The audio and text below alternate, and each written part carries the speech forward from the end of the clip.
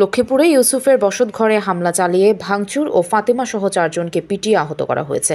এই সময় স্বর্ণালঙ্কার লুটে নেওয়ার অভিযোগ উঠেছে ফারুক, সাজু আক্তার, আজগর মোর্শেদ, রিয়া আকবরের বিরুদ্ধে। সদর উপজেলার 20 নং চরমণি মোহন ইউনিয়নের 1 নং ওয়ার্ডের কুত্তা আলাদের বাড়িতে ইউসুফের বসতঘরে একদল লোক এই ঘটনা ঘটায়। এটি ডাকাতি বলে অভিযোগ করেছে ভুক্তভোগীরা।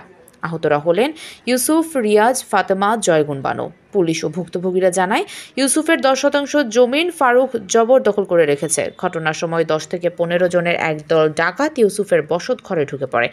ওই সময় ফাতেমার গলা, কান থেকে স্বর্ণের চেইন, দুল ও আংটি ছিনিয়ে নেয়। এই সময় বাধা দিলে ফাতেমাকে কাঠ দিয়ে পিটিয়ে গুরুতর আহত করে স্থানীয়দের সহযোগিতায় সদর হাসপাতাল ভর্তি হয় ফাতেমা ও জয়গুন বানু।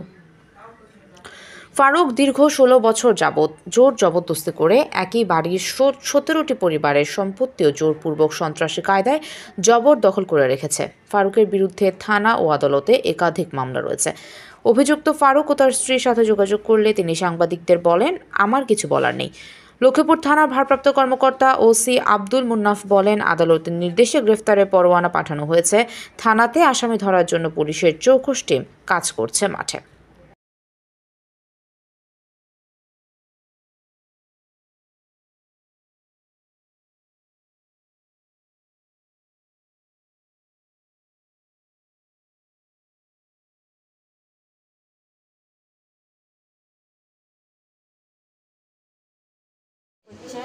তখন সিলেকশনে আমরা আইসি, আসার পরে দেখি সিঁড়ির পরে লাঠি দিয়ে ফারুকের মন মতন ফিটতেছে।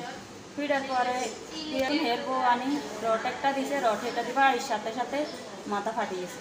পরে গেছে এবার মাথায় তো ফাটছে, রক্ত এমন মিলে ছুটছে। 2-4 জন আইসি, আমরা রক্তবদ্ধ করতে আইসি, রক্ত যত উন্নতি বদ্ধ করছি বদ্ধ না। তারপর আমরা সদর হাসপাতালে আসার সময় গাড়ি আটকাইছে যে এরা মারি ফেলাইব। এর সাথে ফারুকের কি শত্রুতা, একই ফারুকের কত টাকা খাইছে কিনা সেটা আগে করবে জানা না। এক সময় গাড়ি আটকাইছে, তারপর আমরা সদর হাসপাতালে নিয়ে আসি। ডাক্তার দেখার পরে ডাক্তার বেনিস করে কইছে যে আপনারা টাকা নিয়ে যান, এর অবস্থা ভালো না, এর একটা সিটি স্ক্যান পরীক্ষা।